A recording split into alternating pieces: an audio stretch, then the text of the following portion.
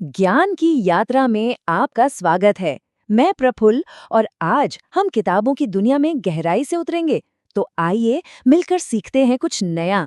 इस वीडियो को like, subscribe और शेयर करना ना भूलें। आज हम जिस दिलचस्प किताब पर बात करने वाले हैं उसका नाम है ब्रेथ, जिसे लिखा है जेम्स नेस्टर ने। जरा सोचिए, क्या हो अगर जिस तरह से हम अभी सांस ले रहे हैं वही अनजाने में हमारे स्वास्थ्य को चुपचाप बर्बाद कर रहा हो। जेम्स नेस्टर ने भी अपनी किताब की शुरुआत इसी क्रांतिकारी सवाल से की है और इसका असली जवाब जानने के लिए उन्होंने खुद को एक बहुत ही अजीब और थोड़े क्रूर प्रयोग में डाल दिया। उन्होंने स्टैनफोर्ड यूनिवर्सिटी के डॉक्टर जैकर नायक के साथ मिलकर अगले 10 दिनों तक अपनी नाक को सिलिकॉन प्लग से पूरी तरह बंद कर लिया। मकसद सीधा था, मजबूरी में सिर्फ मुंह से सांस लेना और देखना कि शरीर पर इसका क्या असर होता है। और इसके जो नतीजे आए वो सच में डराने वाले थे। कुछ ही घंटों के अंदर नेस्टर का ब्लड प्रेशर अचानक से बढ़ गया, उनके दिल की धड़कन ऊपर नीचे होने लगी और नींद तो जैसे गायब ही हो गई। आपको जानकर हैरानी होगी कि जिंदगी में पहली बार वो खर्राटे लेने लगे। उनका दिमाग एकदम सुन्न सा हो गया था और स्ट्रेस लेवल तो आसमान छू रहा था। मतलब सिर्फ नाक से सांस न ले पाने की वजह से उनका पूरा शरीर धीरे धीरे जवाब दे रहा था। तो इस एक्सपेरिमेंट से एक बात तो बिल्कुल साफ हो गई, सांस लेना सिर्फ कोई ऑटोमेटिक चलने वाली मशीन नहीं है जिस पर हम ध्यान ना दें।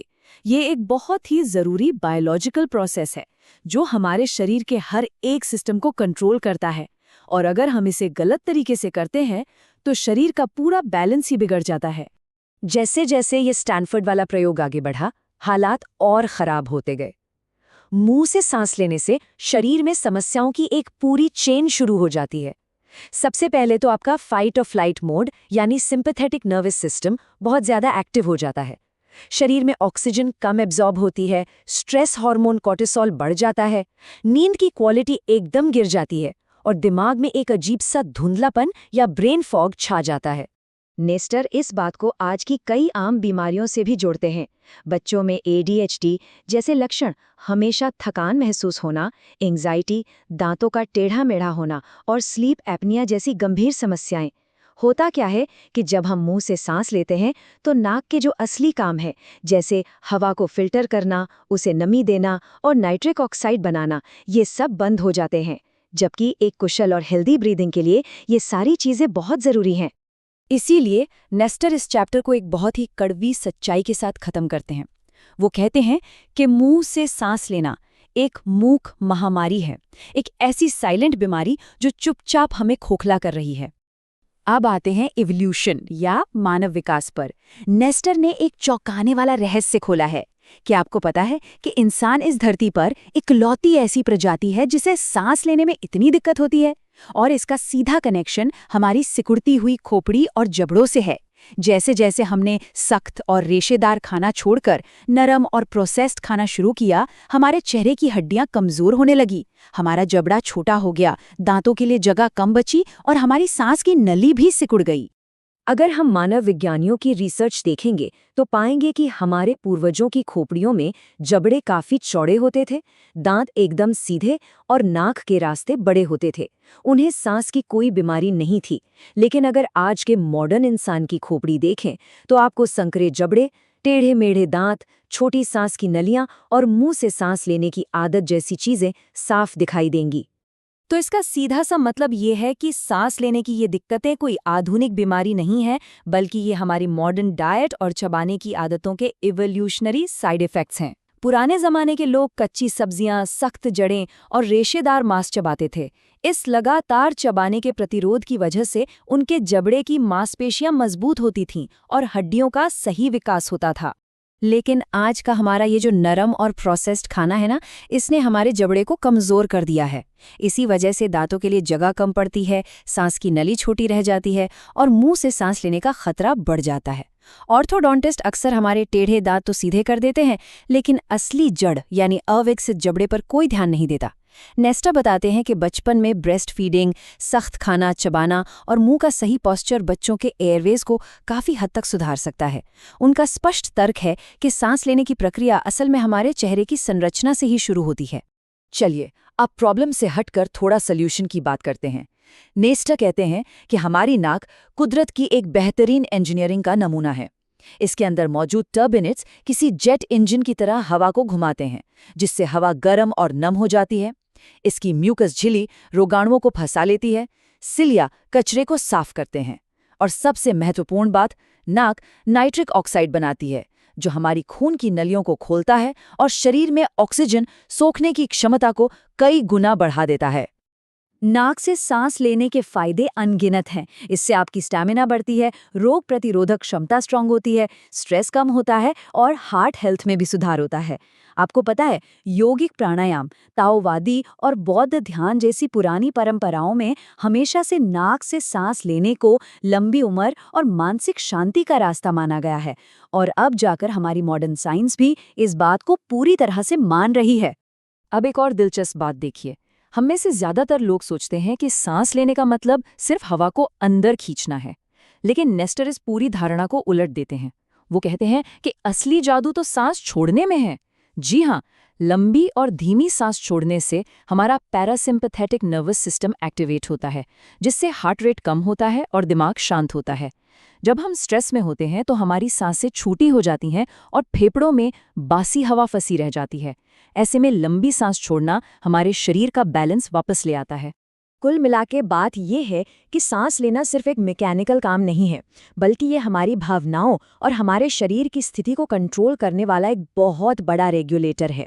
एक आम इंसान दिन भर में लगभग 25,000 बार सांस लेता है, और इनमें से ज्यादातर सांसें बहुत छोटी और तेज होती हैं।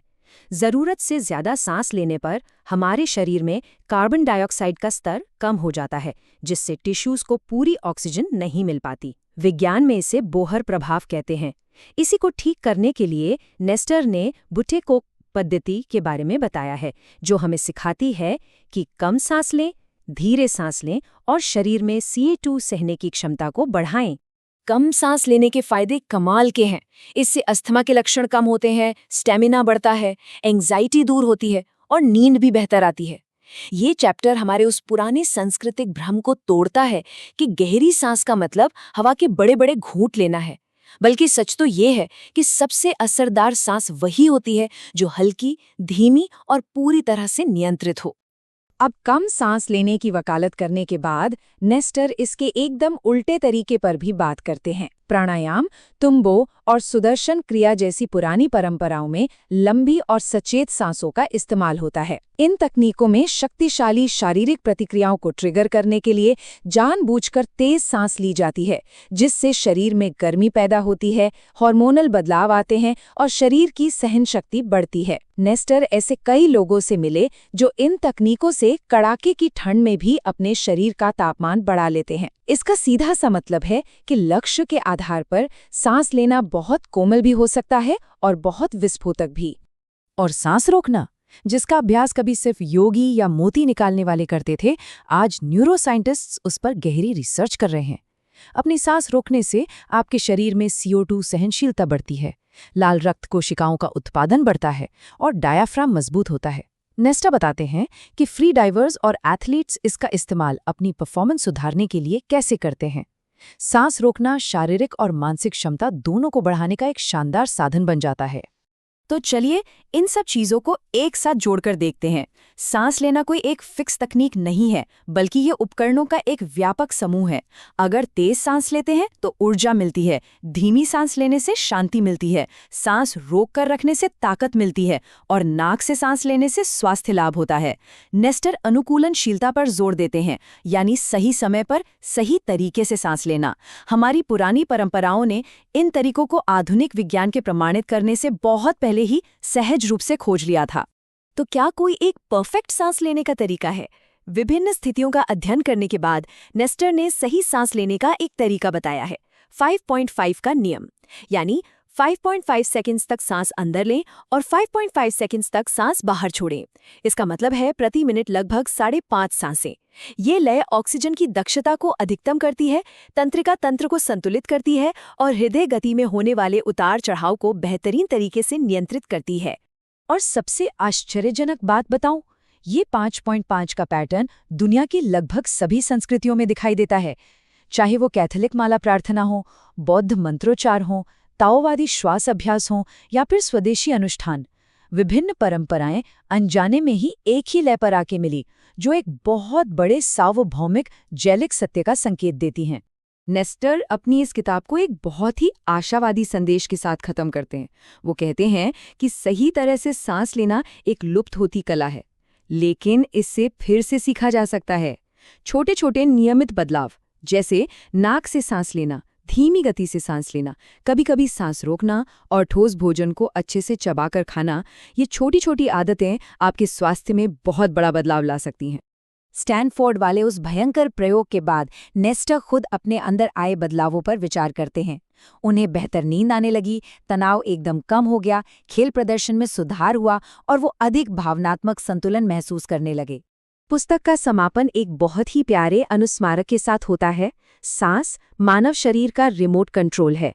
इसे सचेत रूप से उपयोग करना सीखना हमारे पास मौजूद सबसे शक्तिशाली उपकरणों में से एक है। तो आज से हम सब अपने इस रिमोट कंट्रोल का उपयोग कैसे करेंगे? इस वीडियो को लाइक, सब्सक्राइब और शेयर करना न भूलें। प्रफुल्ल के साथ ज्ञान की यात्रा में बने रहने के लिए धन्यवाद। सीखते रहिए कुछ नया।